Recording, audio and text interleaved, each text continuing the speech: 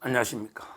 지금 이제 그 민주당에서요, 끝까지 이게 이재명을 하나의 방탄, 이재명 하나인데 구하려고 말도 안 되는 이제 악법들을 계속 이제 발휘하고 만들고 있는데요. 이번에 어제는요, 또 이제 진짜 황당 무계한 내용의 법안을 실제 발의를 했습니다. 이런 게 막 통과시키니까 문제죠. 대통령 거부권 유도하려고. 어제는 이제 무슨 법을 발의했냐? 대북 송금 사건 조작 금지법.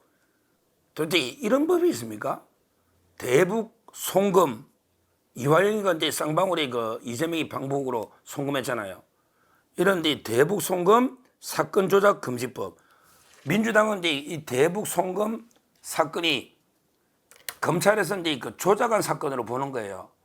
검찰에서 이제 쌍방울이 김성태 회장이나 안부수, 아태엽 이런 건데 이런 분들 회유해 가지고 이재명 쪽으로 조작한 거다. 원래 쌍방울 주가 조작 위한 쌍방울 사업인데 이재명 쪽으로 떠는 게 조작한 거다.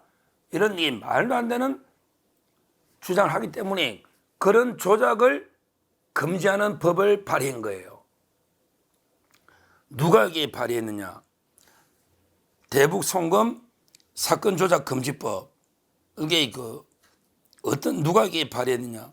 박균택이가 대표적으로 이제 발의입니다. 박균택이가 이번에 박균택이가 법률위원장이 됐잖아. 연임 또 이용우는 이제 제가 옛날에 한번 어제 방송했잖아. 이용우 어제 이제 김문수 지사와 관련해서 가짜뉴스만 퍼뜨리는 이용우라고 있잖아. 인천에 이자가 이제 몇 년 동안 15건만 딱 신고했다가 총선 앞두고 이제 500건을 무더기로 누락된 거 신고한 탈세. 그 다음에 선거법 위반으로 이자가 이제 아주 큰 잘못이거든요. 이용우. 이자가 이제 법률위원장하고 공동으로 된 거예요. 이용우하고 박균택이가 공동으로 이제 법률위원장으로 이재명 체제에서 2기 지도부에 들어갔는데, 근데 박균택이도 또 자기 코가 석차입니다. 이용우도 이제 지금 이용우도 수사받고 있고 인천지검에. 그 다음에 대한변협에서 이용우 징계하려고 한다 했잖아요. 근데 박균택이도 지금 이제 검찰에서 수사받고 있어. 자기도 지금 기소가 되게 생겼는데, 근데 지금 이재명 방탄한다고 난립니다. 자기도 기소되게 생겼어요.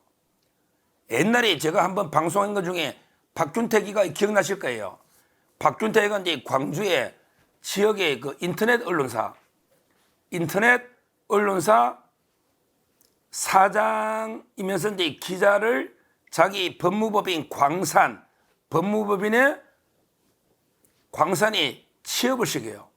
그 다음에 상대를 막 비난하는 기사를, 그 다음에 박균택을 띄우는 기사를 많이 써가지고 이게 검찰에서 기소로 한다. 이걸 제가 방송한 적이 있는데, 어제 보니까 박균택이가 또 이게 범죄가 또 하나 떴네요.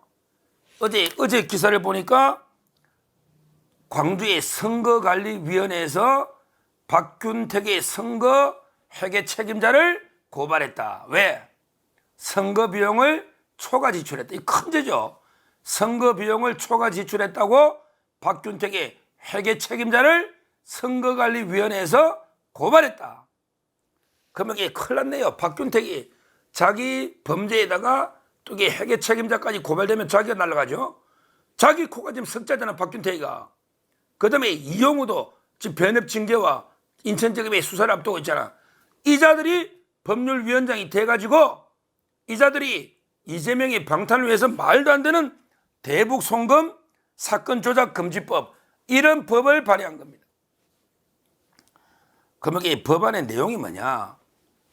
한마디로 이거죠. 검사가 지금 법에 보면 검사가 이제 고문을 하거나 폭행을 하면 처벌하잖아요.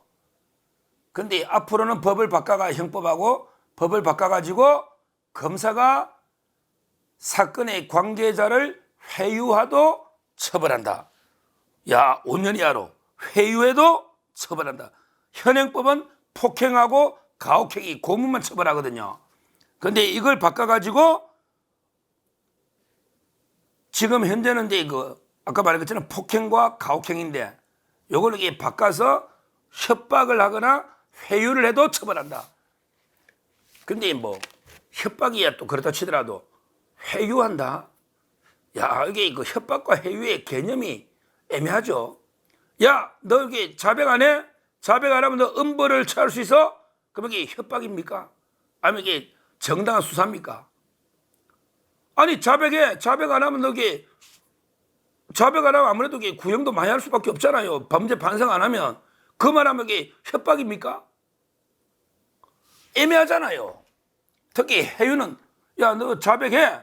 그러면 이게 내가 재량 범위 내에서는 이게 선처가 좀 돼. 이거 할 수 있는 거 아닙니까?